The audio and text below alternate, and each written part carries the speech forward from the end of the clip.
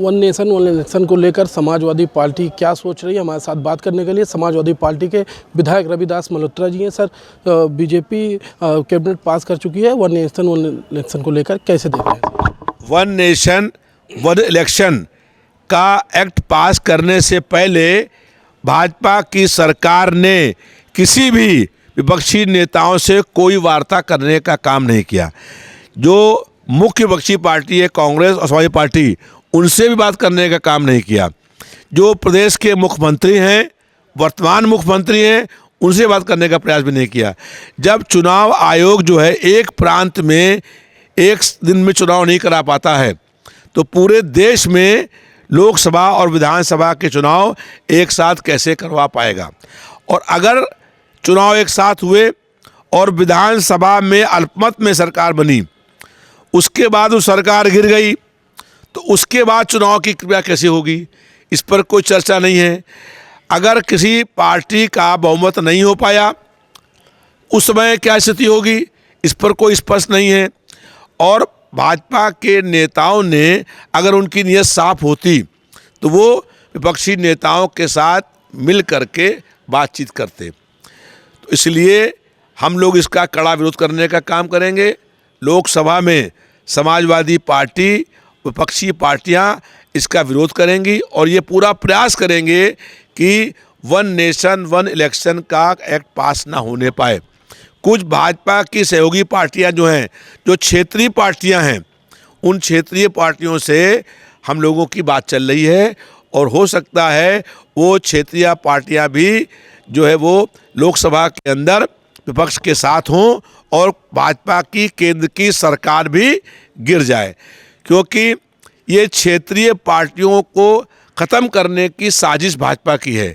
जनता के मुख्य मुद्दों से जनता का ध्यान बांट करके और एक साथ चुनाव करके सभी प्रांतों में और केंद्र में भाजपा एक साथ सरकार बना करके जो है संविधान की हत्या करके, लोकतंत्र की हत्या करके तानाशाही का राज कायम करना चाहती है और जनता के मुख्य मुद्दों से जनता को भटका करके, उनका ध्यान बांट करके, उन्हें गुमराह करके एक साथ चुनाव करा करके धांधली और बेईमानी से चुनाव जीतने का काम करेगी।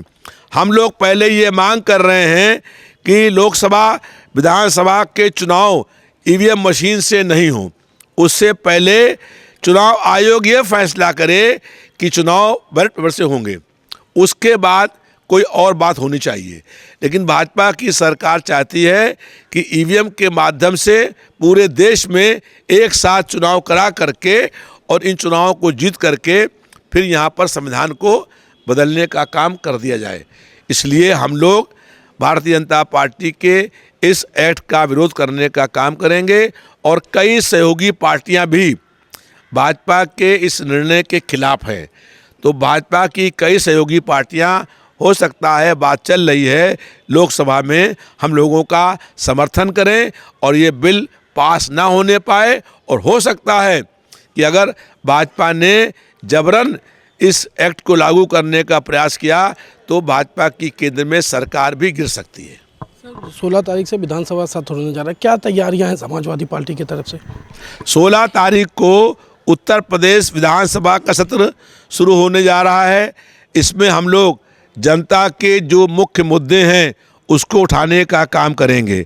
आज पूरे प्रदेश में जनता परेशान है, महंगाई से, बेरोजगारी से, बढ़ते हुए अपराध से, भ्रष्टाचार से, और पूरे प्रदेश में कानून व्यवस्था का राज खत्म हो गया है।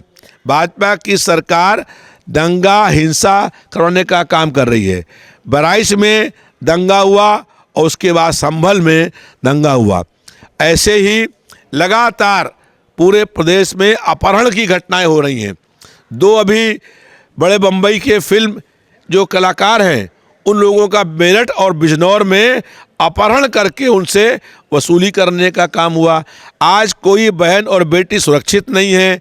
गौतम बुद्ध नगर में किसान वहाँ पर आंदोलन कर रहे हैं और सड़क को बंद करके उन किसानों पर बर्बर लाठी चार्ज किया गया। किसान आंदोलित है, उनकी बात सुनने के स्थान पर सड़क में कीलें गाड़ करके, दीवार खड़ी करके, उन पर लाठी चार्ज करके, उन पर दमन और जुल्म अन्याय करके किसानों का भाजपा की सरकार दमन करने का काम कर रही है। इन सब मुद्दों को हम लोग विधानसभा के अंदर उठाने का काम करेंगे। विकास के सारे काम ठप हैं और जनता परेशान है। जनता की 25 करोड़ जनता की परेशानी के लिए विधानसभा सत्र कुल 4 दिन का हो रहा है। इतनी बड़ी समस्याएं इतने बड़ा प्रांत में और विधानसभा का सत्र इतना छोटा हो रहा है कि भाजपा की सरकार नहीं चाहती है कि जनता के मुद्दे विधानसभा में उठें और हम लोग उन मुद्दों को पर चर्चा करने का काम करें। तो भाजपा की सरकार जनता के मुद्दों पर चर्चा ना होने पाए, इसलिए विधानसभा का सत्र बहुत छोटा करने का काम किया गया है। 16 दिसंबर से विधानसभा सत्र शुरू होना है, तो वहीं सपा सरकार को घेरने की पूरी तैयारियों में जुट गई है। लगातार जो समाजवादी पार्टी के विधायक हैं वो सरकार को घेरने की तैयारियां रणनीति बनाते हुए नजर आ रहे हैं। उन्होंने कहा कि 16 तारीख को समाजवादी पार्टी जो यूपी की जनता है उनका मुद्दा विधानसभा में उठाएगी, तो वहीं 18 तारीख को कांग्रेस विधानसभा के बाहर मुद्दा उठाएगी और विधानसभा का घेराव करेगी। वहीं हम विधानसभा के अंदर यूपी की जनता के लिए लड़ाई लड़ेंगे। कैमरामैन नीरज के साथ मोहम्मद यूसुफ, NTV न्यूज़ 5, लखनऊ। देश विदेश की ताज़ा खबर पाने के लिए हमारे चैनल NTV निष्पक्ष को सब्सक्राइब करें व बेल आइकन दबाना ना भूलें।